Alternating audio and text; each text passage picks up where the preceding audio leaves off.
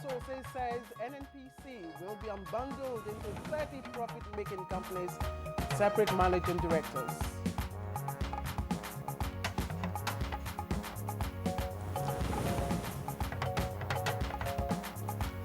House of Representatives urges federal government to implement Fiscal Responsibility Act, which seeks to fix a debt ceiling for the Federation.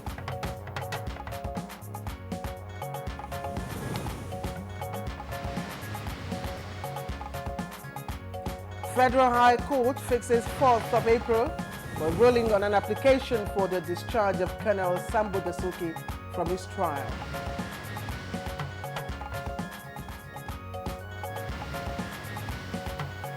And on Good Morning Nigeria today, our focus is on the presidential election in Benin Republic, as well as recent developments in football in Nigeria.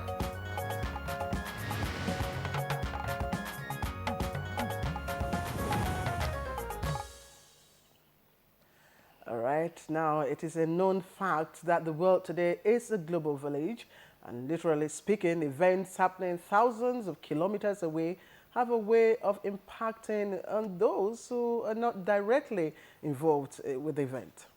Well, Claire, you're right. I mean, not long ago, it was 2008, 2009, we saw that the challenges in the American mortgage system spiraled into a global issue, with the economies of many countries around the world facing serious challenges. And of course, coming back home, initially the Boko Haram insurgency was thought to have started in Nigeria and be a Nigerian thing, but as we all know, it has spread to neighboring countries like Cameroon, Niger, Chad, all suffering attacks, forcing, of course, militaries of those countries to come together to form a multinational joint task force to tackle the insurgency. So, in the world of today, and drawing from past events, it's advisable to take a keen interest in what is happening in countries around you, especially when such countries have common borders, as Nigeria does with Benin Republic to her west. Indeed, Kingsley, our relationship with Benin Republic, in fact, the outgoing president referred to it as Nigeria's 37th state. Of course, I mean, Benin Republic is next door, and I'm sure there's a lot of movement, particularly informally, across the borders. Cotonou is very well known as an active port, of course, also serving the interests of Nigerian customers. And to a large extent, the economy of Benin Republic is also dependent on the dynamics of the Nigerian economy. Indeed, and we have quite a number of Nigerians. Indeed, it's said that a huge percentage of Nigerians, over 25%, live in Benin Republic, speak the languages in Benin, Yoruba, Egun, and others, of course. The border between Nigeria and Benin Republic is an artificial border created by the Berlin Conference of 1884 to 1885. That's the partition of Africa. So, you have persons, obviously, who have common heritage. The joke is often cracked that sometimes if you have a bungalow, the one bedroom could be in Benin Republic and then the lounge will be in Nigeria. But obviously, we are two different countries. Benin is Francophone, in other words, French-speaking, and Nigeria, of course, is English-speaking. Of course, that's the only borderline, and it's in the light of that we shall be looking at the presidential election in Benin Republic today and how, of course, its outcome will impact, of course, on Nigeria and our economy. All right, we shall also be taking a look at developments in the world of soccer, that is in Nigeria. Now, what is responsible for the unending crisis? One coach today, another tomorrow, one NFF today, another one. We don't, so we'll have a number of experts who will come in, Claire, to discuss what's going on. Nigerian football is that of fire today, and today we've seen one resignation in the history of Nigerian coaches. So we will be looking at some of these issues on the program today. It's a Friday's edition of Good Morning Nigeria. We call it GMN, and of course, we're always glad to have you join us. I am Claire Delabu Abdurazak. Welcome to you. And I'm Kingsley Osadola. Thank you for being with us on today's edition of the program, reaching you, as always, live on the network service of the Nigerian Television Authority. In the course of the program, we'll bring you our regular companion segments. These, of course, will include newspaper review, business, and others. We're going over very quickly now to the newsroom, and here is Laure Bala Hassan with the news. Hi, Laure. Hi, Kingsley. Good morning and welcome to the news. The Minister of State for Petroleum Resources and Group Managing Director of the Nigerian National Petroleum Corporation, NNPC, Dr. Ibe Kachukwu, says the NNPC will be unbundled into 30 profit-making companies with separate managing directors in the weeks ahead as part of the ongoing transformation of the National Oil Company. The minister made this known at the 25th Oloibiri Lecture Series and Energy Forum in Abuja. He also stated that as part of measures to stabilize crude oil prices, some members of the Organization of the Petroleum Exporting Countries, OPEC, are scheduled to meet with Russia on 20th March 2016 in Moscow to fine-tune collaborative strategies. The minister noted that President Muhammadu Buhari's administration is focusing on developing the nation's gas resources in order to boost revenue as part of the diversification policy of the federal government. According to him, the petroleum sector would rapidly review the contracting cycle of projects from 2 years to 6 months in the upstream, stressing that efforts are in top gear to review the existing production sharing contracts, which is long overdue. The Senate has advised the federal, states and local governments to urgently establish ranches and grazing reserves across the country. National Assembly correspondent Grace Oyonubi reports that senators argued it will facilitate the adoption of modern livestock farming methods.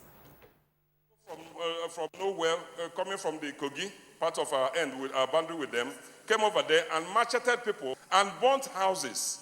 Burnt all the farms, burnt all the yams. 80% of our people are farmers, and any attack on their livelihood is an attack on the livelihood of 80% of Nigerians. The killing is too much. I wouldn't want to say that this is clearly another Boko Haram issue in this area, but it is almost something like Boko Haram. We owe it a responsibility as the highest law-making body in this country, not only to bring about improvement on the quality of restrictions of lawless people, but to cause those who are supposed to supervise implementation of law and order to actually carry out their responsibilities. The federal government has already developed a program and a definite timeline given for it. Specific areas have been identified and have been charted. The Committee on Agric and the oversight and security will all have a responsibility to see that we really come to a permanent solution.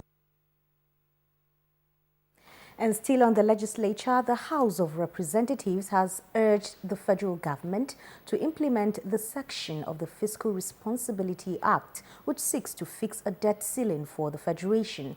National Assembly correspondent Ignatius Umkor reports that this was one of the resolutions of the House at Thursday's plenary. The House is also concerned that the continued failure to comply with the mandatory requirements of the Act will ultimately defeat the intent of the Act, stifle economic growth, thereby mortgaging the future of generations yet unborn. Justice Adeniyi Ademola of the Federal High Court, Abuja, has fixed the 4th of April for a ruling on an application for the discharge of Colonel Sambo Dasuki from his trial. Judiciary correspondent Femi Okeowo reports that Justice Ademola gave the date after hearing arguments from the prosecutor and defense of the former National Security Advisor. Honorable approach is to allow the trial to commence immediately, and then his discharge or his if he feels he has anything, then he will plead guilty. If not, he's either discharged after trial or is acquitted. The state should not have an opportunity to prosecute while at the same time being in disobedience of those orders. But if they obey the order today, we'll proceed tomorrow. And also yesterday, the Federal High Court sitting in Abuja granted bail to former Interior Minister Abomoro and 2 others. Abomoro was granted bail on self-recognition, while the other 2 were given bail conditions of 100 million naira and a surety each. That has been profiled by the prosecution, contrary to the conditions laid down in Section 162 of the Administration of Criminal Justice Act 2015. which more or less makes it automatic for bail to be granted, except where the prosecution is in a position to debunk any of those conditions. And to security matters, tough times await remnants of Boko Haram terrorists as the Nigerian Army commissions newly acquired Vickers Defense Incorporated battle tanks into the mission in the northeast. Defense correspondent Muhammad Abdulkader reports that the Chief of Army Staff, Lieutenant General Tukur Buratai, unveiled the tanks at Victor Kuri Armor Range in Bauchi. The Nigerian Christian Pilgrims Commission, NCPC, has been advised to carry out its operations in line with government's policies. The Secretary to the Government of the Federation, Babachir David Lawal, gave the advice while receiving the 2015 Christian Pilgrimage Report from the Commission. The content is the report of the 4 pilgrimage exercises that were carried out in 2015. In summary, they were all successful. Inability to sign bilateral air service agreement with the state of Israel, and the second one is the late payment from the stakeholders, among some of the challenges we mentioned. And the Senior Special Assistant to the President on Media and Publicity, Malam Garba Shehu, has enjoined Nigerians to translate the national diversity in tribe, culture and religion to unity of purpose for the overall development of the country. He said this at a public presentation of a book, Managing Interpersonal Relation, a study on temperament and perception, written by Kelechi Shedrack Okonkwo. Appreciate this as being the basis for strength rather than division and mischief and weakness. There's a lot that this country can gain by accepting the diversity of the people. The head of ECOWAS Election Observation Mission and former Prime Minister of Guinea, Komara Kabine, has arrived in Cotonou for the 2016 presidential election in Benin Republic. Correspondent Musbao Danwahab, who was at the ECOWAS Situation Room, reports that the head of the mission and the technical team had their first briefing.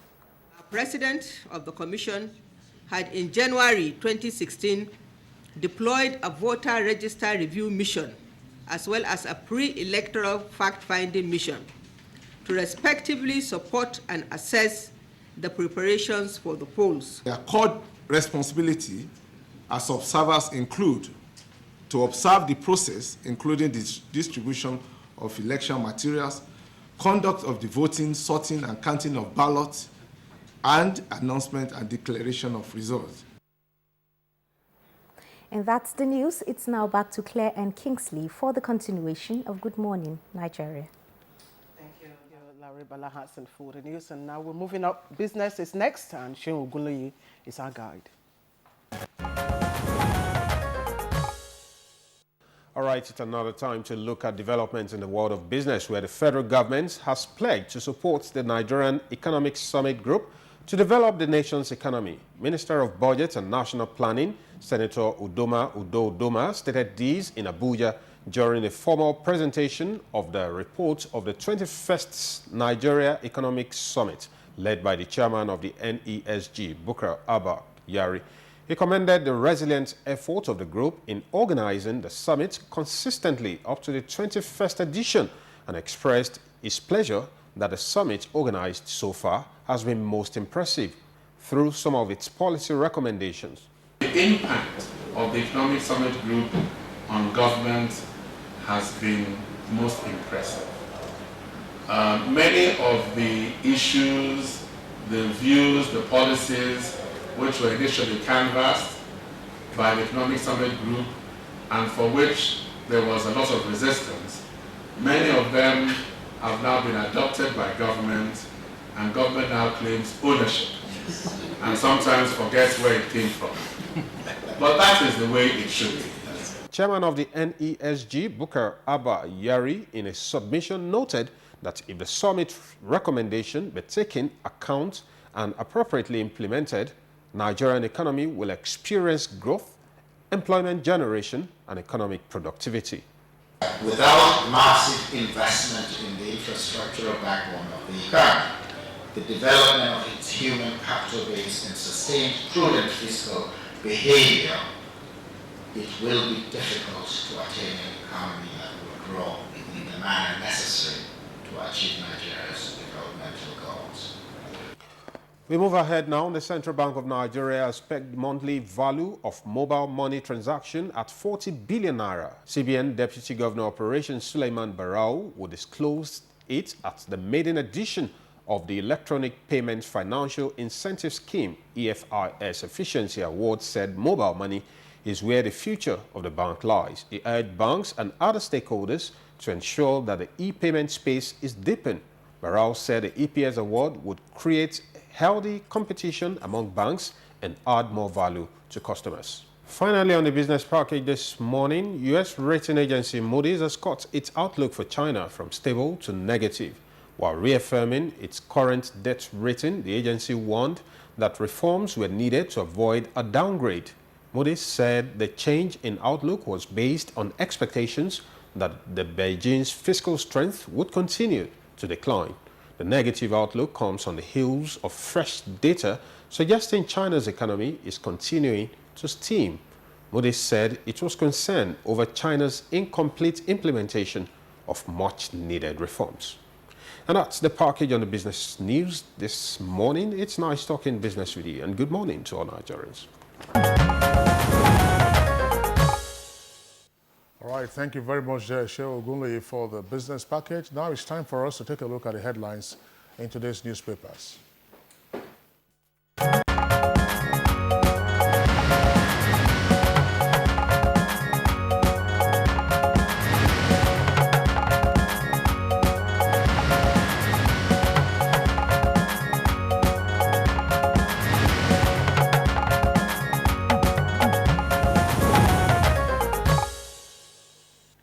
And our regular reviewer, Abaya Tewe, is in the house to do his regular bit. Mr. Abaya, good morning. Thank you, Claire. Good morning, Nigeria. All right, let's begin with the stories that we have on the front pages. We have a potpourri of stories from the Punch this morning, but the lead story has to do with the clashes that occurred in Lagos yesterday at Mile 12. The headline is a one-liner. It says, "Bloody clashes in Lagos. 10 killed, 40 vehicles, 20 houses and churches burnt, and Ambode shuts Mile 12 market, imposes curfew." And you can see on the front page there are photographs from the scenes of the clashes that occurred yesterday at Mile 12 in Ketu, Lagos. Now that story is also on the front page of the Daily Sun, but the Daily Sun talks it below the photograph, and it says, "Blood flows at Lagos Mile 12 market, 15 killed and 50 arrested." Those are the stories on the bloody clashes that occurred yesterday in Lagos. The other story, which is a follow-up story, has to do with the essay, "Above the name flag of the Punch. I helped Yunusa, but he betrayed me," essay's mother. Then abductor in Bayelsa Police Command custody. Details of this can be found on pages 4 and 5. And just an earpiece, beside the nameplate of the Punch, we have Police Comb Lagos, Ondo and Ogun Creeks for abducted schoolgirls. Details of this can be found on pages 4 and 5. Claire.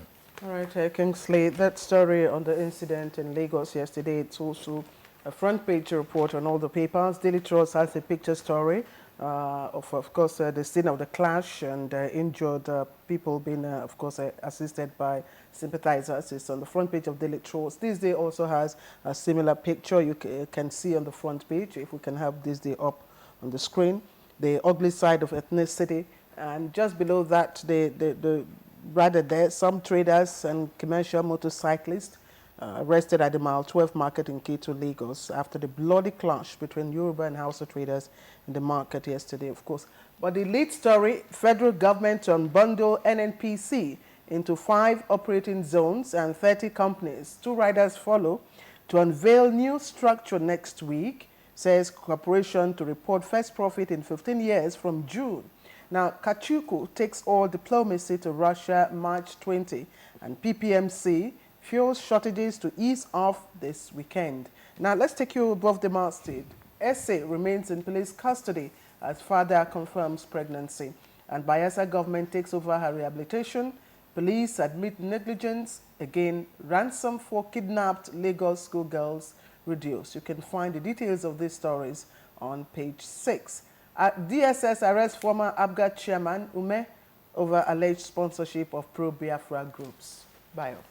Yes, Governor Akiwumi Ambode yesterday had to order the closure of my 12 market and also imposed curfew on 4 streets in the side of Ikorodu where the clash happened. Police and other security had to be called in to contain the riotous atmosphere. There are conflicting reports. The police said nobody was killed, but the newspapers are reporting about 6 persons killed. And how did it start? It was triggered off by a motorcycle accident that degenerated into an ethnic clash. The motorcyclist had run into a boy, and the relations of the boy felt that he was not looking after the boy very well, and it degenerated. There is a danger with this kind of people taking laws in their own hands, and it's always prevalent where you have several youths that are idle, they have no job, and any small social tension degenerates out of hand. A similar incident happened here in Abuja last week. Again, it was a motorcyclist who ran into a trader, and unfortunately, that trader died. And again, it developed to become an ethnic conflict. So we need to be very careful the extent to which we allow our idle youths, who sometimes hide under this disguised employment using motorcycle, and the moment one of them is involved in an accident, the other will rally around, and if it's not checked properly, a riotous situation could develop. As a fallout from that, one Mr. Daniel Igba, when he saw the rioters coming close to his house, he picked his 19-year-old son and started to run. They followed him, according to him, they stabbed him on the head and the hand. When he fell, they took off his boy. Up till now, he has not been able to recover the boy. So this is part of the fallout there. Now, the 3 girls that were abducted from the junior seminary in Ikorodu, the police have adopted a 3-pronged approach. First, they are negotiating with the kidnappers, keeping them busy. And secondly, they are searching Ekpe and all the creeks of Ogun and Ondo states. And thirdly, they have made some arrests as part of the efforts to get across to the kidnappers. The police say their search is not to endanger the girls, but to enable them get them immediately, their captors release them. A third follow-up to that is the issue of the Opobo girl. She's now in Bayelsa. She's still under the custody of police. Police in Bayelsa say they are briefing her. However, the mother of the girl has said that she was kind to the young man Yunusa, and the Yunusa had no place to sleep. She allowed him to be sleeping in her shop, and she discovered that she was pilfering. So at the point in time, she let her go. And she was surprised to find out that she had eloped with the girl. The mother is saying that from the daughter she knows, I don't think the girl will have gone with them. She must have been hypnotized. And that is what it was like. The father, too, is very worried. He said, well, anytime from now, they will hold a family meeting and take a decision. But the Inspector General of Police, while at a function in Benin yesterday, stated categorically that the young man will be investigated, and if he is found guilty and culpable, he will be prosecuted, not minding what his father is saying, that he is innocent. Also, the Police Service Commission has come in to say that all the police officers that are found culpable in this development will be sanctioned and, in fact, dismissed from service. The other end is in Sokoto. Governor Aminu Waziri Tambuwal is also directed an investigation into the other story that we reported about another girl from Mapo, Mohammed Mazu Primary School that also has been adopted. All right, Bayo, let's continue with the front page of the Punch. Above the name flag of the Punch, Oyo declares holiday for Olubadan coronation today. That's on page 9. Oyo declares holiday for Olubadan coronation today. That's detailed on page 9. And then we also have on the front page there, federal government to split an NPC into 30 firms next week. Details on page 25. And then we also have, also on the front page, just below the photographs of the clashes at Ketu, $20 billion idle in Nigerian domiciliary accounts. This is attributed to the CBN, and details of it can be found on page 28. Now, EFCC arrests Okorocha's aides for diverting 2 billion naira bailout. EFCC arrests Okorocha's aides for diverting 2 billion naira bailout. Details on page 13. All right, Kingsley, that story also is carried by the Daily Trust, but it's on the inside page on page 3, and it captions EFCC arrests Imo officials over 2 billion naira bailout fund, and quite a number of other stories there, including this one, Dogara National Assembly to establish radio and TV station, and the paper reads that the Speaker is soliciting support of the British Parliament in establishing radio and television stations in the National Assembly. But the front page report of Daily Trust again reads $20 billion idle in private accounts, says CBN. $20 billion idle in private accounts, CBN says. That's the lead story. And just above that, you can find court shifts Bade's arraignment to Monday. And again, that story on FJ splitting NNPC to 30 companies also on page 19. And curfew are 6 killed in Lagos market clash. We've also reported that earlier on. So let's quickly get... Yeah, Maya, let's just take this story along. It's on the front page of the Daily Sun. And it's a late story with a kicker, convocation tragedy. Shehu of Borno loses brother to fire. Details of that can be found on page 8. Yes, Kingsley, I was going to say that the pomp and pageantry that is always characterized by University of Lagos graduation, our alma mater, yesterday suffered some disquiet. The former Auditor General of Borno State, Alhaji Kaka Abakiari, was a victim of smoke inhalation. There was a fire on the 3-story Unilag guest house. It started about 2 a.m. And because he was unable to escape from his room, he unfortunately suffered smoke inhalation. Another guest on the entourage of His Highness, the Chief of Borno, Malan Liman, also had to jump from the 3rd floor. He was revived at the Unilag guest clinic. The Alhaji Abba Kaka was buried 2 p.m. yesterday in Maiduguri. You will recall that the Shehu of Borno was installed at the 7th Chancellor of the University of Lagos. Now, to the NNPC story. NNPC has been broken into 5 major operational zones comprising 30 independent companies. The interesting thing about this is that there is a move to overhaul it, and the overhaul will require the companies to do business across the global oil and gas industry for profit. The corporation is to be broken into upstream, downstream, midstream, and refining. Every other company that is trending in the NPC will have to find their measure along these 5 venues. And it is expected that the 50 companies that will emerge from this will be seriously profit-oriented. Already, there was a story you read there that NNPC, for the first time, will be reporting profits in its activities.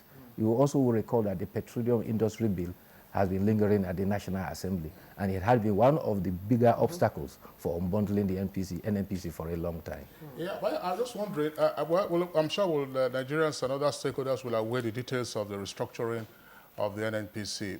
NNPC already has a number of subsidiaries. Some of these subsidiaries are also companies. As you very well know, the refineries, they are companies. You have a number of other entities also in the establishment. They have, NNPC has also been involved in the upstream sector. Downstream, it's also there. It's also been involved in midstream. So, well, I wait to see how all of this works out. But I believe that it will also involve the National Assembly. Certainly it will have to, because it cannot be done by fiat. Most of these, particularly those that are companies, will be established by either by an act or legislation with the Corporate Affairs Commission. And you cannot just wish them away like that. So it will be a long and probably due process followed. And the National Assembly too will be interested. But let me quickly also draw your attention to another story. The Statistics General of Nigeria says that the 170 million population of Nigeria is not correct. He said that it was based on an estimate of 3% growth rate since 2006. And he says that there are other intervening factors. These days, young girls don't marry early, and many, because of their career and education, wait before they marry. And therefore, that 170 million or more that has always been bandied is not very correct. Well, it was a guest on the program just about 2 weeks or so ago, and it came in immediately after we also had the chairman of the National Population Commission. At that point, he also indicated, because we asked him a question about, listen, we keep hearing about 170 million, 180 million, and then he indicated that it was a flat rate projection that was always used, which is 3% that we have talked about. All right, Bayo Kingsley, thank you for your inputs. Now, enjoy your weekend. Yes, you too, enjoy your weekend. All right, this is Good Morning Nigeria, Friday's edition. We thank you if you just tuned in. It's on live on NTA, the network service. We'll take a short break now. When we come back, we'll continue our conversation. If you hear a bomb explosion or gunshots of an active shooter, that might be a terror attack. At such times, always remember 3 action words: run, hide, report.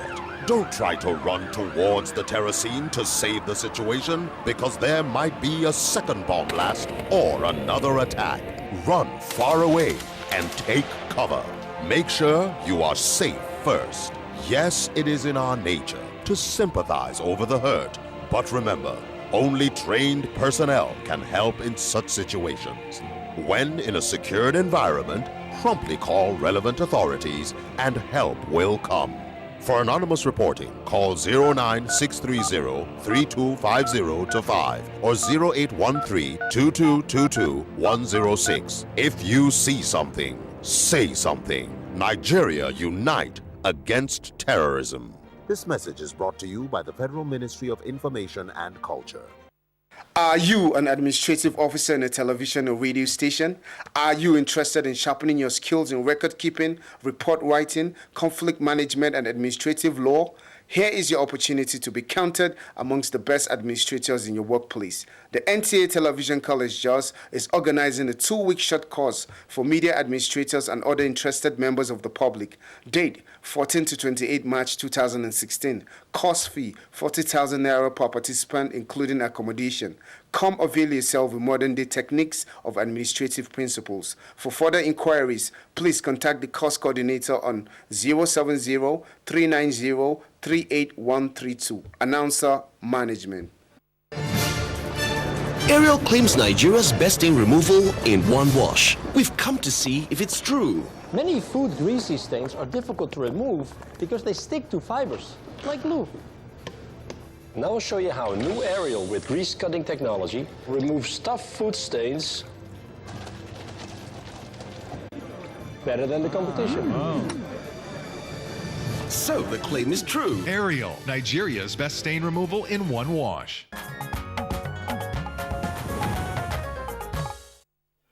You're welcome back, but if you just tuned in, it's Good Morning Nigeria, and we are broadcasting live on the network service of the Nigerian Television Authority. We indicated earlier that we have 2 items for discussion this morning. The first, of course, is on the forthcoming presidential election in Benin Republic, and then the other will be on developments in soccer in Nigeria. Now, as a prelude to our discussion on the Benin presidential election, we're now going over to our correspondent, Musbah Odan Wahab, who is already in Benin to cover the elections. You can see him there, but he's joining us via Skype. Musbah, how is it in terms of the lead up to the voting in Benin Republic?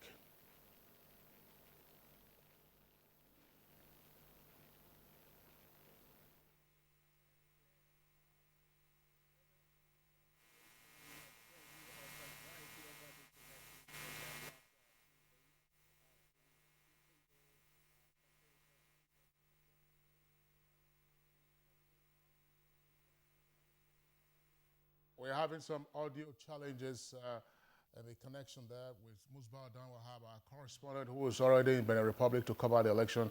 We do hope that once this is sorted out, we'll return to him so that he can give us a situational report on the eve of the election in Benin Republic. But we have 2 guests already inside in the studios with us to discuss the elections, and Claire, of course, will now introduce the guests. Of course. We have joined us here in the Abuja studio political scientist and, of course, a senior fellow Center for Democracy, and he is Professor newspaper columnist and international affairs analyst, Dr. Cletus Akwaya. Dr. Cletus Akwaya, thank you for joining us. Thank you very much. And of course, we have a political scientist at the Babcock University, and of course, he's DG Center for Senior Fellow, Center for Democracy. Yes, for Democracy. Thank you very much, Prof, for joining us. It's a pleasure. All right, gentlemen, we were unable to immediately get the latest reports with regard to the preparations for the elections. But Benin Republic is next door to us, and oftentimes it's not unusual for Nigerians to gloss over occurrences in Benin Republic until the things begin to matter to us. But why should we be interested in the presidential election taking place in Benin Republic this time around? Professor Jibrin. I think what happens with our neighbors can affect us directly in a positive or negative manner. And I think Benin is a country that has had a lot of impact in certain trends in politics. They set the trend of frequent coup d'etat. Nigeria followed. Subsequently, they were the first country in Africa to organize a political revolution that led to the removal of a sitting dictator general. Subsequently, Nigeria also learned to move from military to civilian rule. This election is important for Benin and for West Africa, not so much for what it presents, but for what it does not present, which is to say, the sitting president, Yahya Boni, was determined to change the constitution to have a third term in office, but the people made it clear to him that they were not going to accept it, and to his credit, he decided he wouldn't try to change the constitution. So I think it's an important election because it will lead to a new administration for the country. All right, thank you, Prof. Let me get back to Dr. Akwaya. Dr. Akwaya, you're DG Citizen Center for International Relations Research. Now, looking at the contestants, we have two major, candidates. Of course, the second vice president of the, Benin Parliament. We also have the candidate that is being sponsored or pushed by the coalition of presidents. Now, should any one of them get the, win the election, are we likely to see any policy change that might impact, on Nigeria? Yeah, thank you very much. You see, Benin Republic is a critical neighbor to Nigeria. And we need, as the professor said, take interest in what happens around the countries that surround us. In this particular election, not just two candidates, there are actually over 40 candidates in the election, but two appear to be taking the lead in the process. The relationship between Benin and Nigeria years back was more or less determined by the policy from France when, as a critical member of the Francophone community, much of what Benin and other Francophone countries did, especially in their relationship with Nigeria, was determined from Paris. You can see that at the time that Nigeria wanted to form ECOWAS, Benin Republic, it had to take the body language of France for the Francophone countries, including Benin Republic, to agree to join Nigeria in that initiative. And if you go back to the time of the Civil War, much of the Francophone countries did not back Nigeria's fight against the separatists, which also are known as the Biafra Civil War. So the policy of Benin towards Nigeria can be appreciated from the historical relationship with us. At the moment, Benin owes quite a lot to Nigeria, just like Nigeria also quite a lot to Benin Republic. One, you have a critical segment of the Beninese population that speak Yoruba, which is a major ethnic group in Nigeria. Secondly, much of the economic nerve wire of Benin Republic sustained by Nigeria through the use of its ports for importation of goods that ultimately find their way to Nigeria.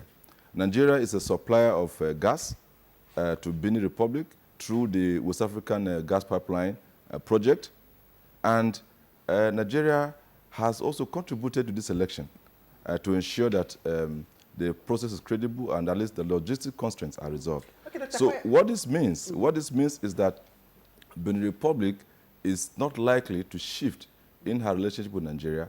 Rather, it's likely to build on the positive and cordial relationship that exists, which has been sustained by the latest intervention or logistic support to the Electoral Commission of that country.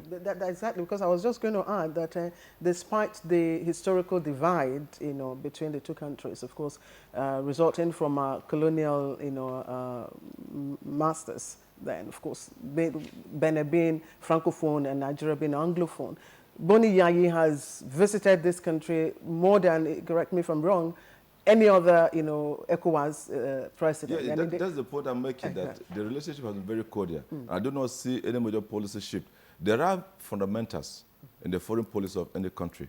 And to me, my reading of the situation is that it does not pay Benin anything to move from where it is in her relationship with Nigeria to the negative bend, because it stands more to gain in her positive relationship with Nigeria than otherwise. Okay, well, let's return to Professor Jibril Ibrahim. Professor Jibril Ibrahim, the democratic culture in Benin Republic hasn't always been stable, in the sense that you allow the opposition free rein, as it were. We have seen instances and heard and read about instances where opposition members have been bludgeoned. Yes, you spoke earlier about the National Political Conference, that began, the wave of conferences in the early 90s, and Kerikou, who died recently, of course, got ousted, through the ballot. In this election, are we likely to see elections that are free and fair, and therefore in tandem with the dictates of the protocols of ECOWAS? I think so. The first issue is that a lot of preparation has been done for this election. A new, much more reliable electoral card has been prepared. There's a problem that 10% of the cards have still not been distributed. So they've had to take a measure to allow those 10% to vote with their old cards. I think the logistic arrangements have been very good, and the campaign has been quite peaceful. The campaigns will end this evening. So my belief is that all is set for a free and fair election. The issue about the election is that the government appears to favor one candidate, and they've put a lot of support behind that candidate. But I think at the end of the day, the real issue is that there are 33 candidates contesting for the presidency, and they are likely to divide the votes. So if that candidate succeeds, it will be more a question of the failure of the opposition to organize themselves and come out with a clear alternative. So I was just going to ask, this is now going to Dr. Akwaya. Do we have a clear understanding of the issues driving the elections? In other words, what are the voters voting for? Yeah, what is driving the election is just one. It's the sustenance, or if you like, changing continuity of the old order, represented by President Yayi, who is outgoing, in spite of his initial inclination to stay, as Professor pointed out, and of course those pushing for a change of the status quo. So this presents a picture of what the voting pattern will look like. And as he pointed out, it's up to the opposition to coalesce in their effort to ensure that that change is effected through the ballot box. And that brings to mind the impact of Nigeria, not just in this election, but also in the West African sub-region. The intervention, which I pointed out to the Electoral Commission, is symbolic, not just in terms of resolving the logistic constraint that a professor spoke about that has been taken care of to a large extent, but also in a way, indirectly, conveying a message to the people of Benin Republic that they must stand for their votes, just the same way as Nigerians did, and so that their votes can be counted. And so we want to see that this will be a very hotly contested election. I do not see it ending the first ballot. Looking at the projections, I see that probably a runoff will be able to produce a clear winner. As they had in the Nigerian Republic? All right, let me ask, and the Prof or Doctor can also take that question. We understand that since 1990s, when Benin's democracy was renewed, it has been stable, and Boni has been able to, according to what we hear, has been able to stabilize the economy, despite the fact that its main subsistence agriculture still remains highly underdeveloped. But there are people pushing for change, the opposition. Are we likely to see a repeat of a peaceful transition, maybe from incumbents to an opposition? Are there adequate grounds to conclude that that might happen? Well, I do not intend to dominate the discussion, but just to give my take on this. If we look at the trend from Burkina Faso to Nigeria, or rather from Nigeria to Burkina Faso, and to other places that elections have held recently in the sub-region, you see the desire for change. It looks like the wind of democracy, once again, is accelerating as it blows across the sub-region. And you can see the desire of the nationals in trying to chart a new course for the future of their respective countries. This is what happened in Nigeria. This is what happened in Burkina Faso. And to a large extent, this is what happened in Guinea, both Guinea-Conakry and Guinea-Bissau, where Nigeria also played a major role to try to broker peace and ensure that elections held and peace was restored. So you can see that this is what is happening across the sub-region. And if care is not taken, I see that happening again. The fact that the government is pushing very hard and has caused the fact that it's not so sure, it's not so confident about its future in that election. And you can see the near desperation by the way it is pushing very hard for the government-supported candidate.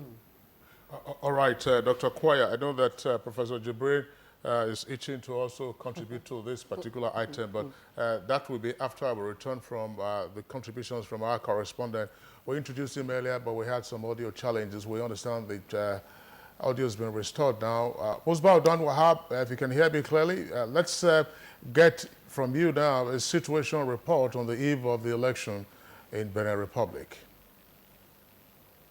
Right now, the Beninese are in the frenzy of anxiety over this election coming up on Sunday. It's been 15 days of a campaign. The political parties and their candidates have been campaigning around the territory of Benin, going to the nook and crannies of this republic. Apart from rallies in various centers, there have also been motor vehicle convoys across the streets, and the awareness is there generally, and the electorate too are getting set. They are fully aware of this election coming up on Sunday. But right now, one issue that they need to talk about quickly and resolve is about the, Benin Republic is running two-round system of election, whereby after the first election, which they call shadow election, they will also go into the second round. But last election ended in the first round, but this time around, the candidates are saying they don't want it to end at that stage. After the first round, they also want the second round of election to come up so that the final winner will be the next president to succeed the incumbent president who will be leaving the office on April 6, Boni Yayi. So in the election, we have over 4 million registered voters to participate in the election, and we do this across 13,664 polling units across the Republic, and that will also include the diaspora unit too, because Beninese across the world will be also allowed to participate in the election.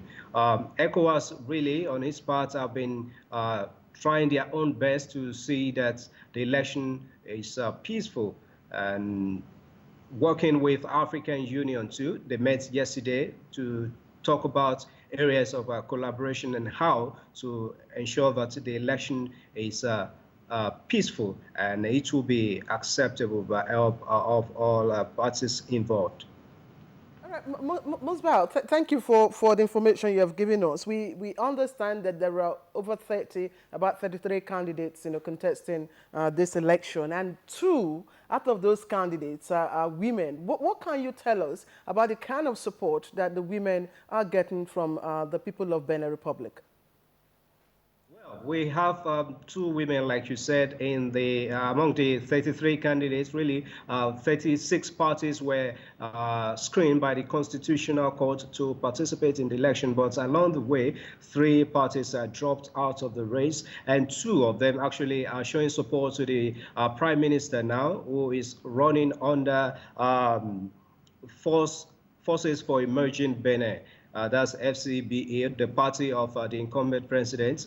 The candidates are getting support, but this prime minister seems to be very popular here. But the observers are saying that will really count. The fact that it's an incumbent prime minister does not mean it's going to win the election, because he has some challenge to cope with now, because he's a white man and majority of the Beninese are blacks, like you know. So that is the case. But for all the candidates, all of them are getting set, and it's been a peaceful atmosphere right here. Just, as you very well know, the days immediately before the election are as important as the days of voting themselves. Sure that they get to ask the question that we often ask in Nigeria, has there been a level playing field for all the candidates? In other words, has there been any overbearing support, or, Musbah, if you can hear me, I'm asking, has there been a level playing field for all the candidates in this election? That's the first part of my question. The second part is, what are the issues driving the election? The issues, let me start with the last question you asked. The issue is just about the system of election, whether it should end in the first round or not, or whether they should go into the second round. So, like I said, the first election ended, the last election for the second term of Boniyayi ended at first stage, but this time they don't want it to end at that level. They want the first and second elections to be held. But the level playing ground has been there for all the candidates. All of them are going around the street to campaign, and you see them in convoy. Even when they meet on the streets, they just go their way. Nobody is instigating any violence against the other party. So the level playing field is there, and on their national TV, we also see that the media here, they are doing their part to ensure that all the parties are represented, and they have fair treatment and objective reportage of the political parties. So the level playing field is there. Before we let you go, again, what issues are driving the people's enthusiasm to come out and vote? Is it continuity or is it change? Can you come again? I said, what issues are driving the people's enthusiasm to come out and vote? Is it continuity of, the same government, by way of supporting the candidate of that is supported by the president, or are the people desiring a change? Can you hear me now? Okay. Continuity will be a factor, actually, but the other one that we mitigate against continuity is the issue that I talked about earlier. The candidate of running from the FCBE, which is the party of the incumbent president, is the prime minister now. Yes, he is supposed to continue with the programs and policies of the incumbent president, but observers are saying he might not have an easy ride because of his color. Is a white man, like we heard, is an half-caste. His dad coming from Benin, while his mother is from another country. So is having that challenge to cope with being a white, but he's been trying to find his way around it, going to all the people involved, going to the masses around to hammer his presence into the conscience of the people. Musbah Don Wahab, our correspondent, speaking to us there from Cotonou, that's in Benin Republic. We wish you all the very best, and thank you for being with us on the program this morning. Merci beaucoup. All right, merci beaucoup, Musbah. Merci. All right, let's get back here. Prof, just before, we joined Musbah, I asked a question about, again, continuity or change. You heard our correspondent, talk about the fact that continuity is a factor, but there seems to be, more pressure for change. I think there's pressure for change, but first of all, I need to correct Musbah. There's no candidate who is a white man. He's not a white man. He is a citizen of Benin. Secondly, he's not an outcast. You shouldn't, in the media, use such negative terms against any candidate. No. He didn't say outcast. What did he say? Yeah, half caste. But he's not a half caste. That's a negative term. You can say he is of double nationality, but you cannot use terms such as that. So I think he needs to be a bit careful at the words he uses. Maybe he was also reporting what the feelings of the people, how the people, how the candidate comes across to the people. It might not be in his own words, if you heard him. He said this is what the people... I'm saying it is an insulting term to call somebody half caste. The right word is of mixed race. So I'm just correcting his language, and I think people should accept correction. I think the key issue about these elections is that this country has witnessed a lot of stability. It's a country where politics has often been divisive, but there is a clear focus this time that certain people feel the time for change has come. Others feel, no, we want continuity. I think at the end of the day, it's the votes cast by citizens that will determine the issue. The key point about Benin Republic, however, is that there is no policy divide. The major policy of Benin Republic is exporting or re-exporting to Nigeria. So the policy will be, if we ban rice, they will import rice and smuggle. If we ban frozen chicken, that will be the policy of Benin Republic. And this means when they go to elections, there isn't really a lot of discussion on what are the policy options, because the policy options are often determined by the budget of the Nigerian government. In spite of that, however, I think we've always had a very good relationship with them, because no sensible country would want to quarrel with its neighbor, especially when it's a small country. Yes, they organize smuggling to Nigeria, but I think this is something we can observe as a nation. Well, on what basis can we continue, Professor Jibrin, to absorb the impact of smuggling? You just illustrated the way the economy of Benin is literally run.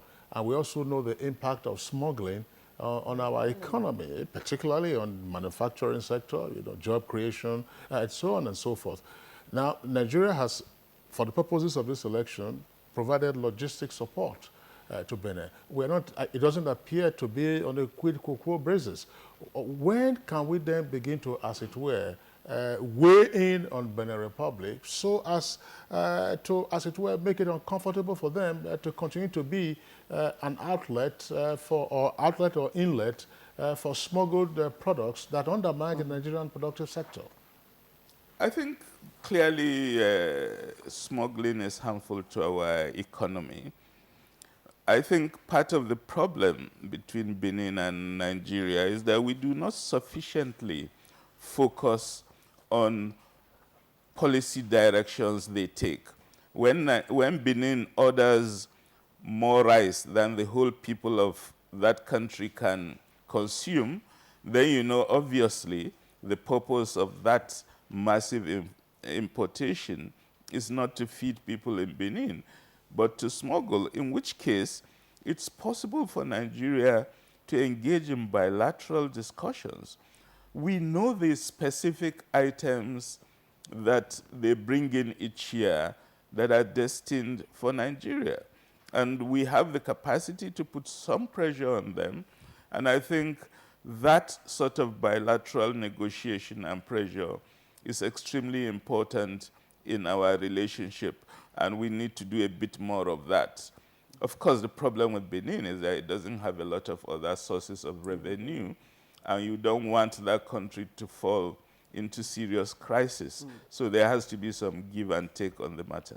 All right, Professor Jibrin Ibrahim, Professor of Political Science at Babcock University, would like to thank you for being with us on the program this morning. Thank you. And then we also would like to thank Dr. Cletus Akwaya, a newspaper columnist, as well as international affairs analyst. We'd like to thank you for being with us, for your contributions. Yeah, let me thank you, but to add that we need to learn from Benin Republic that diaspora community is voting this election. The Nigerian diaspora community should vote in the next election. All right, thanks a lot. And then it's Good Morning Nigeria. We are taking on our second item for discussion this morning, which is on recent developments in soccer. But that will be after this break. We have always lived together as brothers and sisters. Though we speak different languages and celebrate different cultures, we were still one Nigeria. There was no bombing, there was no kidnapping, and our children were not cultists. Now, we suspect one another as there are spreads of cultism, bombing, and kidnapping. How long shall this go on? Terrorism is alien, kidnapping is criminal, cultism is barbaric. Nigeria is a blessed country. Support the Nigeria Police and the fight against terrorism, kidnapping, and cultism. Always inform the police of any incident around you. Say something when you suspect something. Remember, we all have a stake in building a crime-free Nigeria of our dream.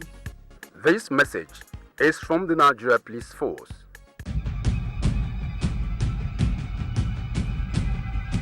Are you aware that the death percentage attributed to Lassa fever cases is currently put at 43.2%, a figure considered very high? Lassa fever, an acute viral illness characterized by high fever, muscle aches, mouth ulcers, and bleeding in the skin, is harbored by rats and spread to humans via the urine and droppings of rats. To prevent Lassa fever, avoid any exposure with rodents, rats, as well as food and objects contaminated with rat secretions and excretions. Report all suspected cases of Lassa fever immediately to the nearest healthcare institution. Help prevent Lassa fever. This message is from the Federal Government of Nigeria.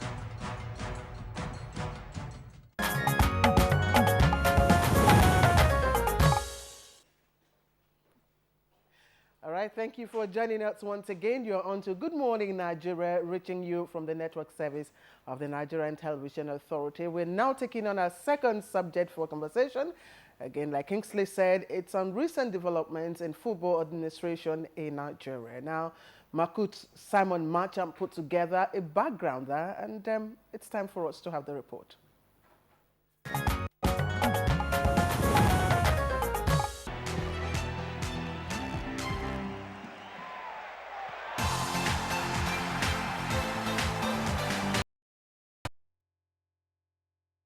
Some of the players, then his critics, and eventually the glass house, after which came his sudden resignation on Twitter over irreconcilable differences with his employers. The announcement of an interim coaching crew led by Samson Sasia, Salisu Yusuf, Emmanuel Amunike, and Aloy Agu seems to have done little to assure football fans that the Super Eagles will overcome the Pharaohs of Egypt in the crucial Nations Cup qualifying match and eventually qualify for the tournament. For now, the future of football in Nigeria seems to be uncertain, with unending problems that are far from being resolved. These include whether or not foreign coaches are the solution and how the sport can be developed to make Nigerians happy.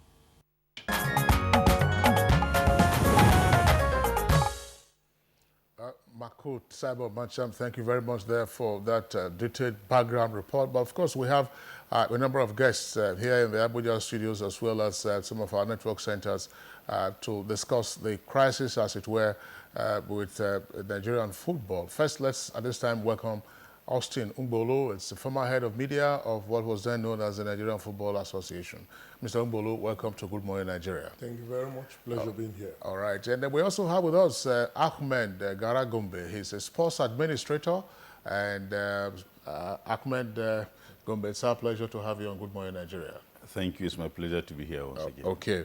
And then we have an in-house guest today who is joining us again. You can see he was with us some days ago. It's Fisayo Ogunfuye. It's of NTA's sports desk. Fisayo, it's our pleasure to have you again. Thanks for having me. Good morning. All right, Kingsley, we also have some other guests we hopefully will be joining us. We'll be having the President Nigeria Supporters Club, Dr. Ralph Ladikbo, joining us from our Lagos Network Center. Dr. Ladikbo, thank you very much for finding time to join us. And from our Kaduna studio, another former Eagles player, Tijani Babangida, is joining us. Tijani Babangida, thank you very much for joining in our conversation. Thank you very much. Good morning, Nigeria. All right. Well, let's begin from the last guest who was introduced. That's Tijani Babangida. I'm sure Nigerians who were of age at the time knew him. He was a very prolific right winger, taking over from, I'm sure, Snowbolo, you remember those who had preceded him on the right wing. He scored a brilliant goal against South Africa in the 2000 Cup of Nations at the National Stadium in Lagos. Tijani Babangida, also a member of very successful teams in the country. But today, as our background report indicated, and as many Nigerians know, the House of Football, again, is in crisis. Obviously, Sunday Oliseh has made his exit, and you have interim coaches who've been appointed, and there's a great deal of uncertainty. From your perspective as a player, as an insider, what is the trouble with our football? First of all, I would just say about the problem of Oliseh, what happened. And Oliseh lose confidence from his employees just after our CHAN competition. I think they must have a very good relationship between the two of them, but the relationship has broken up just when we lost. Oliseh believed that he played 14 matches, he loses only 2, and the main point of it is to bring up Nigerian football and make a very youthful team and then go on. You see, we beat Cameroon 3. Oliseh beat Cameroon with a 3-0. We beat Niger with almost 4. Long time Nigeria didn't see this thing. So he think that that support should come from his employees.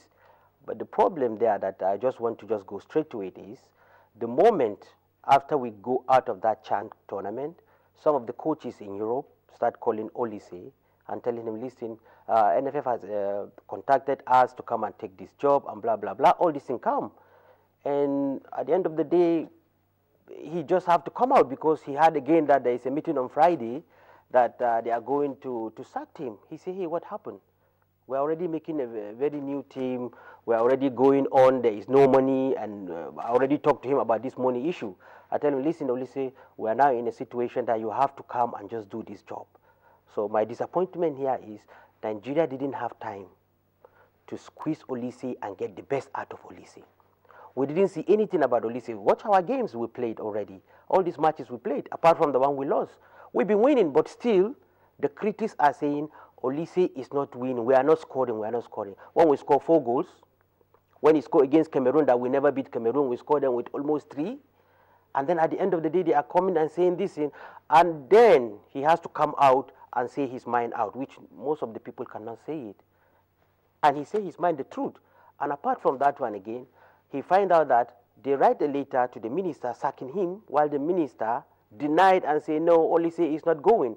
So with all this, and just please tell me in Nigeria how many people are going to resign their job when they know that they don't have a vote of confidence from their principals. So I think they're supposed to do something more better. They treat Oliseh more better And Olise is like like an European man. If you see how he do his things, of course, he's a straightforward man, a man of principles, and that's why he come out and just say those things on YouTube. And about saying that Olise resign and on Twitter and whatever, that is not true. I was together with Olise that night until 11 o'clock when he has to send his resignation letter, and he copied to the minister, he copied to Pinnick, he copied to Shei, he copied to Diko, he copied to Sunusi, NFF. So they all have it already by 11 o'clock that night, even before it start coming on Twitter the next day in the morning. So you see, that is the problem. And also the last one is, Olise pulled out. Why? Because already he wants to give peace so that NFF can concentrate and move our football front. Thank you so much for letting us into some of the, inner wranglings or what transpired, of course, as in the case of Olise. But again, as an insider, as a player who has observed, you have felt, how this thing works. Listen to this: interference, lack of support, unpaid wages or benefits to players, match fixing, interfering with lists of players. This is the bane of, our, football administrators. Do you see that in your days? Did all those resonate, with the administration? During my days, I was all that time were the white coaches, of course. Clement Westerhoff. After that one, we stayed very long with Joe Bonfrea. Joe Bonfrea or Clement Westerhoff, you can never come and interfere into their own list of players. It's not possible. You can't, because even now Nigeria are saying they want to bring a white coach. A white coach will never give you a list to interfere in his selection. Why do you have the white coaches or even only say that travel all around the world to go and see players playing? At the end of the day, he bring the list and then maybe the list will be tempered. No, Olise will not take that, and also I'm sure any white coach is not going to agree with that change of list when he bring the list, and they're not going to do that. That is the problem. So the NFF must understand this, that when this thing come, of course you must have a technical member that can always talk to the coach, but you cannot tell him to come and then bring you the list, and then at the end of the day maybe something will come out, or maybe force him or do whatever. No, it's not going to happen. Then there will be always problem. Tijani Babangida, we'll come back to you in the course of this conversation. But let's go over to Lagos, where Dr. Rauf Ladipo was introduced earlier. Dr. Rauf Ladipo, of course, is a very well-known face, almost a permanent fixture in Nigerian supporters club. Dr. Rauf Ladipo, how much of a heartache do Nigerian supporters get from the frequent changes or crises that we see in Nigerian soccer, the latest of which has been the exit of Olise, described in greater detail now, the circumstances surrounding it by Tijani Babangida?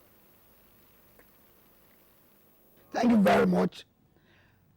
My members are not happy.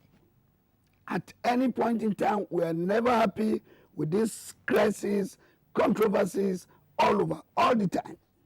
Whatever is going on there, we do not like it, because why do we have to run our football with crisis? All the time you hear a lot of complaints. Nobody knows the truth. Even as close as the supporters club, not much of those things are known to us. If you have, our job is when you employ a coach, we support them. We support the players. But we expect that the administrators must give the coach or the coaches the freest hands to pick their teams. Because when they fail, it is the coach that pays for it. It is the coach that you are going to sack. So if the coach, you have employed the coach, you have your clauses, you have the contract. Why don't you stick to the contract? Like Tijani Babangida said, you cannot all the time be prognosing into the list, dictating who should play a match, who should not play a match. No coach, no good coach we like that. However, the situation for us now is that this is as bad that we have 2 matches, double header, in the next few days against a very good side, which is Egypt. They brought Olise in. Olise has gone. But in their wisdom, they brought Samson Siasia. We are in support of Siasia. Siasia has been there before.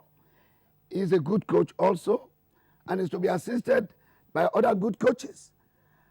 But even if Samson is there and he picks his team, by the time he picks his team and you are telling him, don't play this, play that, will he be happy? Are we going to have a success of what we're saying? Our take now is that if in the next 2-3 weeks we have a match and Samson has called the players, let him choose his players. I heard on radio this morning that Chukwu said that they were happy with the list he has given. Fine. Leave that list. Let him pick his players. Let the players deliver. But if you must say, don't play this, don't play that, sorry, it's not going to happen. And it's not going to help Nigeria. Nigeria must win this match because we were not there the last time. It pained everybody. Now 2017. Are we not going to be there again? If we continue running with this crisis and controversies all the time, I bet you it may be impossible for us to get there. I want to tell the NFF now that they should work with CSA. They should work with the coaches. They should give him all this necessary support for us to be able to win the match in Kaduna.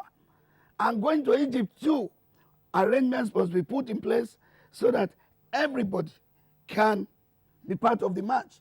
It's not going to be everybody that will be in Egypt, but those of us in Nigeria, we must be happy that if we win the match in Kaduna, we'll be hoping for a repeat in Egypt. If the unexpected happens, nobody will be happy. If we fail to go to the Cup of Nations 2017, nobody will spare them. So let us now give Samson Siasia and his crew the best of support. Let's go to Kaduna, Emas. We, as a supporters club, we are going to be in Kaduna to appeal to the fans to come out Emas and support the team. And going to Egypt, we must also make adequate arrangement for members of the supporters club to get there. Honestly, we should stop running our football with this kind of crisis and controversies. It's not going to help. Exactly, Dr. Rafiu Ladipo, thank you very much. Let me come back to the studio here. Fisayo Gunfuye is a sports journalist. He's been on this bit for quite some time. Fisayo, I remember when Coach Keshi was around, you spoke, you wrote, you spoke out, extensively about the, technical, style and all that. But take a listen to this. Shuaibu Amodu, an indigenous coach, he was fired. Coach Onigbinde was fired. Samson Siasia was fired. Keshi, Stephen, fired, recalled, and then eventually fired. Now, Tunde Disu was also fired, an indigenous coach. Olise is so far the only indigenous coach who resigned. What are indications of this to the NFF? With the territory anywhere in the world. One of the best guys in coaching, Jose Mourinho, was fired. It comes with the territory. Well, it comes with it's a performance-laden territory. We want you to perform, and you're as good as your last game. That's what it is as far as sports is concerned. But what we should concern ourselves with, particularly when we look at the Nigerian Football Federation, is structures. Structures that will churn out the best players in the world, not relying on one foreign coach to come and wave the magic wand. Look at all the people who won the World Cup in the past. They did it with their nationals. But it's not just that. It is the fact that you have to put structures. There is something happening now, and it's a tsunami. It will be a tsunami if we don't take care.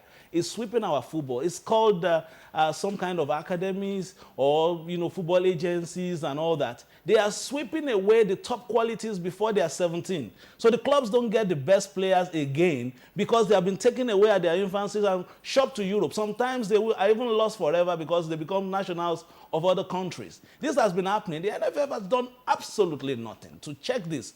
We don't have feeder teams for Enyimbas and all these clubs again that naturally will graduate players into the national team. And you see a player come from Shooting Stars like Benga Okunowo, playing as a youth player, coming to Shooting Stars, and from Shooting Stars, go straight to Barcelona. A George Finidi go from Calabar Rovers to Ajax. Kanu Wankwo from NYA to Ajax. Because the quality was there was a feeder system, there were structures to get the best players in the world from Nigeria. Well, now, everything is about call somebody, stop gap, call a foreign coach, call a player from Europe. Some of them don't even speak our languages. Is a Nigerian playing somewhere? They come, you need to look at all these things in a strategic manner. A conveyor belt of talents to come from the grassroots into the national team in a systemic way that no matter who is the coach, the quality is assured. You know, Fisayo, sorry, Kingsley, I'm sorry. Fisayo, you're quite right. Now, if you consider the high turnover of coaches, you know that there's something really wrong with our football administration. That's the point I was trying to get to you. Now, you talked about structures, and let's get again to Austin Bulu. Austin. Sorry, Claire, before we get onto structures, Austin, I would like you to take a look at this. We have had success stories, particularly with age grade competitions. Now, the trigger for our conversation is, of course, what happened with the exit of Sunday Olise. And it would be simplify the issue merely to assume that because we have a couple of matches ahead of us to qualify for the Cup of Nations, that becomes the zenith of our hopes and aspirations. You've been with us on this program. In 2014, while Fisayo was covering the World Cup in Brazil, you were here, you were a guest on a number of occasions, and we saw the outing of the Super Eagles on that occasion. And then we've also seen what has happened in terms of the quality as well as the administration of soccer. You listen to Tijani Babangida and as well as Rauf and then the Fisayo who just spoke. You were an insider, and of course you still have your ears to the ground. What does this tell you? At some point we thought we were getting out of the woods. Are we back again into the forest? Well, I think primarily one of the major issues we have is the problem of a divided house. So many contending factors, and the process, our aspiration to get out of the wood appears to be derailed, in the sense that those saddled with the responsibility of actually administering our football appears to lose focus. And in the process, things will spiral out of control. The way we are going now, except we apply the brakes and do a kind of a complete self-examination, we might be on our way out of major reckoning when you talk in terms of football greats in the continent. Why do I say so? Take, for instance, like you traced it from the World Cup. Yes, every nation that is what it sought always indulge in what I call self-appraisal after a major tournament. By so doing, you are in a better position to really point out your weaknesses, areas you need to strengthen, and move forward. But you see, in this climb, what we do is the pull him down syndrome. If you are not in the saddle, what you do is to finish whoever is there so that you create a position for someone else to emerge, forgetting the fact that too many cooks spoil the broth. And by so doing, it's like starting all over again because of the fact that we lack focus. I primarily place this blame on the doorstep of the Federation. Why do I say this? Take, for instance, on assumption of office, I had expected this board to unfold what I consider to be their development agenda, which ordinarily will be a working document that will guide precisely how they will navigate Nigerian football out of this sorry state. But what we have as we speak till date, there is no policy unfolded by this current board to tackle the issue of the slide in our football. Rather, what we have is constant bickering, unnecessary peddling of influence, name dropping, and people whose interests are far removed from growing the game. I am more or less a bit taken aback by the conduct of our technical committee, where ordinarily should serve as engine room where this turnaround ought to begin from. But you see, majority of the occupants of that particular position, rather than do what they ought to do, indulge in politicization of sports, looking for imaginary enemies, trying as much as possible to cut down our coaches. Yes, we sack Keshi. Keshi may have his problems, but one thing you cannot take away from Keshi is the fact that he equaled the record of the best foreign technical advisor Nigeria has ever engaged, talking about Clemens Westerhoff. All that Westerhoff did, Keshi matched. But unfortunately, because he fell out of favor, and some people are determined that, look, he must go, they succeeded and have their way. Now we brought Olise, whom I thought that the present board that saw him through would have been in a position to stand by him and they would work in harmony. But that was not to be. What were some of the things that we ought to have learned from Keshi's exploit? First and foremost, the idea of adding value to our local league. This perennial camping, occasional camping, home-based players are called to camp, values are added. By the time they return to their clubs, majority of them have changed and their games are up. We no longer do such things. At a particular point in time, the federation ordered him to stop when the crisis crept in. So you begin to wonder, what do we really want? Olise came. For one day, Olise never stayed in this country. He never watched our league. And he created an impression as if he's more European than the Europeans we've had. But you hyped him when he was being signed on. Talking about Olise, I, for one, love Olise as a player. And I still do to tomorrow. But the point remains that if the federation had done a thorough analysis before engaging Olise, they would have been in a position to look at his resume and point out some of the salient facts that ordinarily I would have said we ought to have tarried a while before engaging him. No doubt he has a fine CV, fine certificates, but certificates without experience obviously amounts to something else. You see, Olise had the best CV, serves in the best committees in FIFA, has been able to rank among the greats when you talk about FIFA Technical Study Group.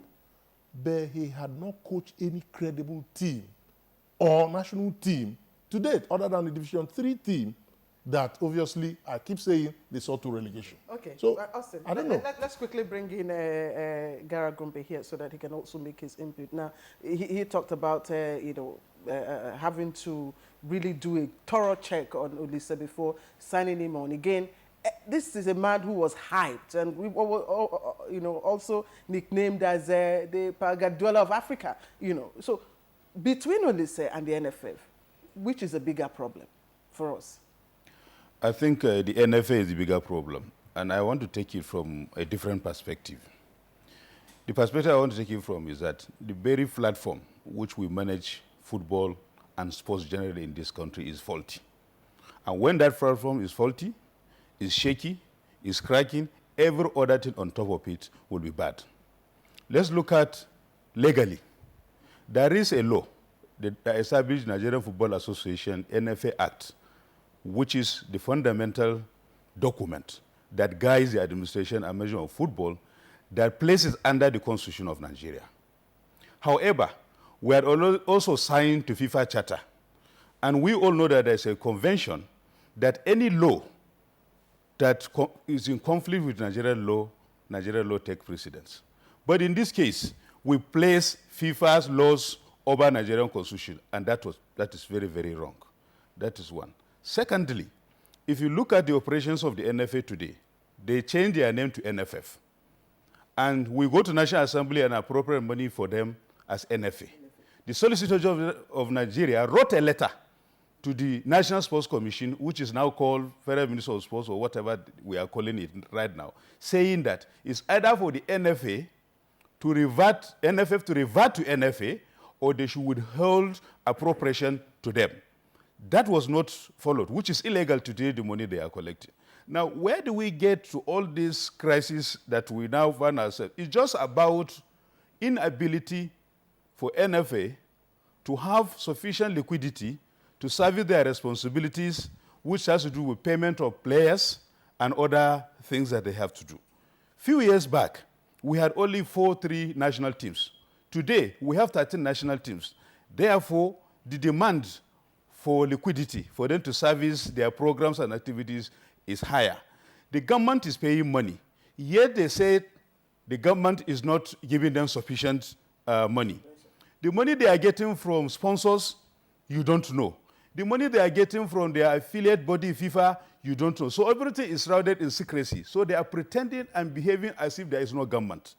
If we respect the Constitution of Nigeria, we respect the provisions of the NFA Act, there is no way Olise could have been appointed the way he was appointed.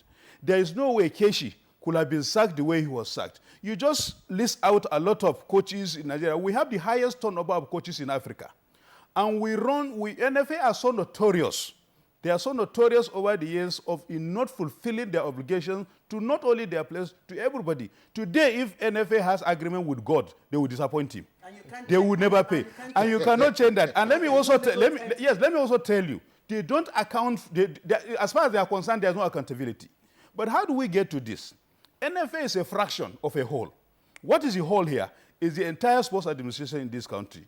The Federal Minister of Sports, the same thing, we are accusing NFA at the same thing. Now we have a confusion even about the structure of the supervisory institution over NFA, which the Constitution places the burden on them to supervise the NFA. The Federal Minister of Sports, today we don't know whether it is a DG we have or a PAMSE we have. We know we have a Minister of Sports, Youth and Sports, who now is reporting, who now is in charge. Even the level, I understand, on the door of the Director General of the Federal Minister of Sports has been removed. So we have a PAMSE who reports to the minister, we have a DG who reports to the minister, and the committee set up by the government under the head of service to rationalize the structure of managing sports is either yet to submit their report or they submitted their report, the government has not acted. So there is a confusion. So how then, when the whole in itself is not normal, is not structured very well, there is no way the fraction can behave in a manner we expect them to behave. Okay, Mr. Gombe, thank you very much. I think we should go to Tijani Babangida. Yeah, let's go back to Tijani Babangida. Claire, if you recall, Good Morning Nigeria was just taking off then, and Austin, I'm sure you were here with us, Mr. Austin Umbolu, were just ahead of, there was some confusion in the NFF then over the election. It was as tough as a governorship election in any state. And we did say that, every 4 years you have that kind of crisis. But there are serious governance issues that all the guests have pointed out this morning, particularly with regard to the administration of our football. Tijani Babangida, you listened to the other guests who have spoken, and what is your reaction? For some observers, Olise tended to have behaved like some of the foreign coaches we had in the past. Absent, for instance, Clemens Westerhoff or Bonfrey Joe, or if you were to go back much in time, Father Tico or to Gloria. But they said that Olise, spent more time outside rather than, as a comparison given by Austin Umbolu, being in situ to observe what was going on and help grow our soccer.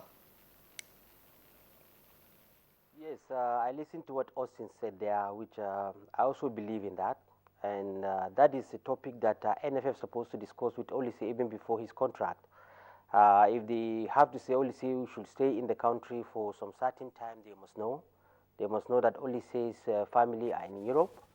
And that's why also he had his two assistants. The white guy is always in Nigeria and Salisu Yusuf are here, which they are already checking all the other players, because it was Salisu Yusuf that is even introducing all these home-based players, because Olise is not on ground.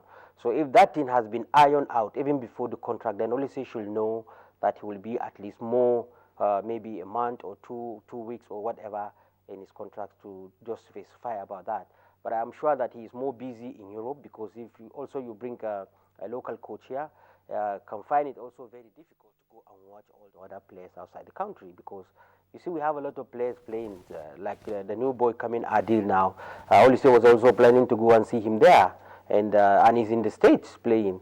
So you see that this is a long journey, flight that he has to be going to Germany, to the States, just name it, and that is the problem, I think. Tijani, thank you very much. There's a technical point that I would like you to respond to. As players, what do crises and conflicts of this nature do to the psyche of a team? Affected, because you can see that for coach need a very good understanding with his players. Sometimes the players play for the coach.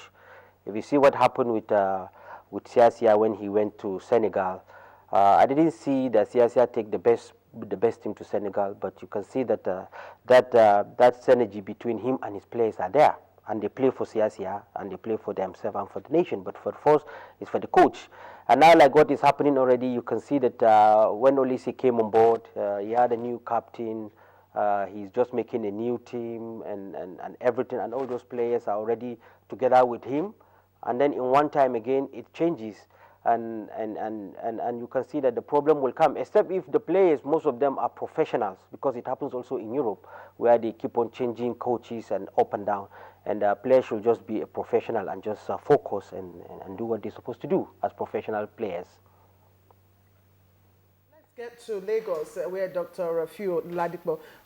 Dr. Ladipo, unpaid salaries, allowances, benefits to players have been a recurrent issue in the whole crisis bedeviling the NFF. So much so that people are saying, look, the mere fact of hiring indigenous coaches, of course, means license to owe salaries and benefits to players. And I've gone ahead to say, look, why don't we privatize, unbundle the NFF or NFA as the case may be, privatize it, therefore you remove government funding, government subvention, and check interference. What's your opinion? Quite frankly, it is not proper for any employer to owe itself wages. When you don't pay wages, you are equally not asking for the best from them. So I am not going to support any employer owing itself. If a coach is being owed for 1, 2, 3, 4 months, you can't have the best from him. But we must ask ourselves, how much does a coach earn in this country? I think Olise was offered 5 million naira a month. And if you hire a foreign coach that is what is sought, you cannot pay him 5 million naira. Because if you translate 5 million naira into dollars, it's far less than 30,000. There's no coach that is coming to earn $30,000 from you a month. And if you find it difficult to pay 5 million naira to a coach who is a Nigerian, how can you pay 50, 60,000 or $70,000 to a foreign coach? It will abandon you midway, because the moment you owe him for 1 month, it's gone. So if we now have to ask ourselves, how do we get out of this problem? NFA don't have enough money to run their projects. I'm aware of this. If the federal government don't give them enough money, when they ask for money, when they ask, the most they get is about 30, 40%. But we have had opportunities to meet some corporate bodies who have been assisting the Nigerian Football Federation. How much of this money they get from these corporate bodies? We need to know how it is spent. And at the same time, the moment you continue to say you want to rely on federal government for money, you can't get it. Because federal government has a lot of other programs where they intend to spend money. I think what the federal government should do for the Nigerian Football Federation and even other sports is to engage all the various companies that are making money in this country to come out and appeal to them to at least give a percentage of their profit to the running of sports, which must be accounted for every year. And if they give out this kind of money, federal government must equally give them rebate, like tax relief for whatever amount is given. But until we are able to do that, you will not see many of these corporate bodies coming out to give their monies to run football. All right, Dr. Ladipo, we will come back to you. We just want to take some of the tweets that have come in already. You made a point about how the sponsorship of the NFF and soccer administration in Nigeria can be enlarged. But as we said, we have a number of tweets coming in, and the Twitter handle is on the screen there at NTA GMN. We have this one from Oche Kenneth. Of course, so many things are wrong with present crop of administrators of NFF. There is urgent need to rid the NFF of emperors and dictators. before our football goes down beyond this level. All right, Kingsley. Sakiro also tweets, the role of technical committee must be restructured. Its interference ego brings the downfall to our football. And John Ifejika writes, Olise was clueless and he knew he was never going to beat Egypt, so he resigned. All right, Kingsley. Now, quickly, we'd just like to take one or two brief comments before we round off. All right, we're told that we must round up our conversation. No, yeah, but Claire, just before we wrap it up, Fisayo, one of the key points highlighted has been that of accountability, and one of the governance issues, therefore, facing the NFF. Who are the stakeholders to whom the NFF ought to account, and why has the NFF or NFA, not been up to its accountability requirements? Well, I think as it is today, the NFF already has showed a lack of clue in terms of knowing its terrain. If football is our most popular sport, and Nigeria is the most populous nation in Africa, and yet we still need funding from government, then something is wrong.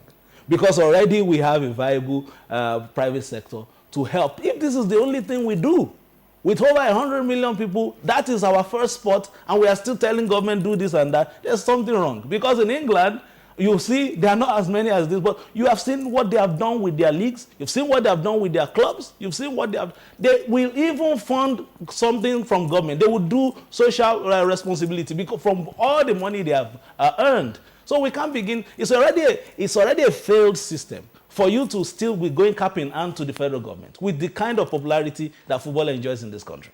Fisayo, thank you very much. That brings me to my next question, because if you look at the composition of the clubs, you discover that most of them are owned and run by state government. And of course, we all know that he who pays the piper dictates the tune. I understand it's only Lagos State that doesn't even have a club. So is it proper, or will it be a way out for state governments to provide the facilities and let the private sector, as Fisayo said, come in and run these clubs? Yeah, fundamentally clear is that we see no private sector, there is so much trust deficit between the private sector and those managing sports. Not only football, we are talking about football. I'm talking also of the Federal Minister of Sports, generally. Because no private sector will bring you money when he has not seen your books. Their books have been treated in secrecy. Nobody has seen their books. So because there is so much money in sports, in football, that people don't account for, so everybody runs there to go and take free money that he doesn't account for. That is one of the fundamentals. Secondly, Nigeria is the only country in Africa that I know of that has the highest sponsorship from government in terms of sports. Sports is a private sector-driven institution. The government only provides the platform. So we need to go back and put up the structure, good corporate governance structure, and have a transitional plan towards zero allocation to sports in this country. That is the only way we can make the administrator to get up, restore the confidence of the private sector, be accountable, be transparent, and that is the way you can now have a substitute towards government. For the government needs money. We are talking about waste. Let me tell you, as we speak today, the NFA cannot tell you how much they have received from FIFA in the last 10 years. You don't know. They have one marketing contract that on bundles that put them in bondage. For 20 years, that marketing contract is there, is not reviewed, is not open to debate, is not able for other inputs to come. And that marketing contract that they have, the consultant is taking certain percentage of that contract, whether he is one who has promoted or rather has secured sponsorship into their board. Not for 20 years, 25%. Wherever it comes from. We have sponsors from, I don't want to mention the names of the companies, but people don't want to even to account for. So we really have to do that. And again, the other issue I would like us to look at, in as much as the federal structure of reforming sports in this country is not being established, there's no way we are going to reform this in the NFA. Sure. Under this present administration of President Muhammad Buhari, if we don't get it right, we will never get it right. All right. We'd like to thank you, Ahmed Gara Gombe, Sports Administrator. Thank you for participating in our conversation this morning. It's my pleasure. And Austin Umbulu, your closing thoughts very briefly. We've virtually exhausted our time bound for this conversation. Well, first and foremost, we need, as a matter of urgency, to rescue our football from the hands of buccaneers that have hijacked the affairs of football. This we can do by revisiting the enabling laws that sets up the Nigerian Football Federation. Secondly, we must, as a matter of fact, try to define, there must be job description for members of the technical committee so that they know their boundary that is separated from the functions of the coach or technical advisor of the national team. Until we do this, this constant job overlap will continue, whereby people arrogate to themselves the power to select coaches, not to select players, not knowing that their function only revolves outside the pitch and they have no business directly interfering in the affairs of selection of players. Austin Umbulu, former head of media of NFA, would like to thank you for being with us on the program this morning. The pleasure is And then our own Fisayo Gunfuye, that's NTA sports correspondent, thank you for participating in the discussion this morning. Thank you for having me. And from Lagos Network Center, Dr. Rafiu Ladipo, thank you very much for your participation in the discussion this morning.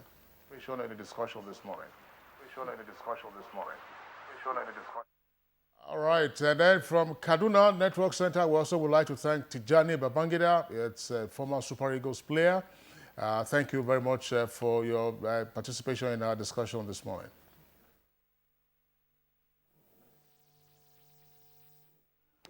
All right, Claire, let's short break. And when we come back, of course, we have good news. Super Eagles move up one spot in latest FIFA ranking as Coach Samson Siasia, of course, invites 42 players. But that will come after the break.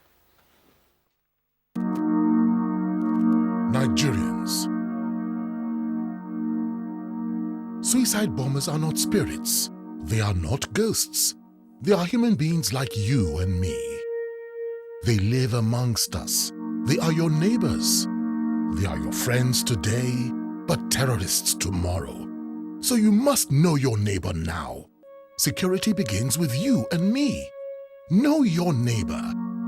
Be vigilant. Be security conscious. Report suspicious persons, objects, and movements to the police and other security agencies.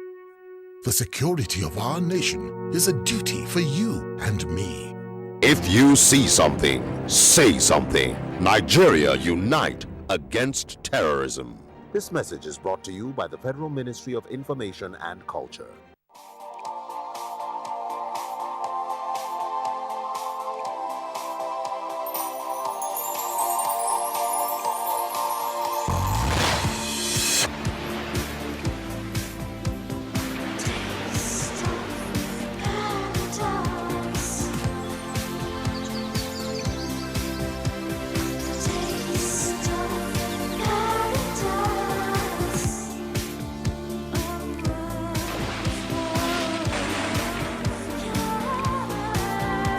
Taste the nectar of paradise.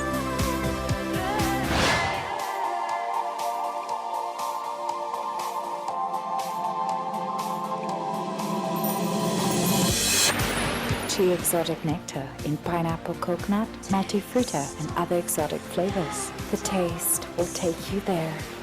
Chi exotic nectar, escape to paradise. From the House of Chi. Well, let's go over now to our sports desk for details of some stories in our sports segment.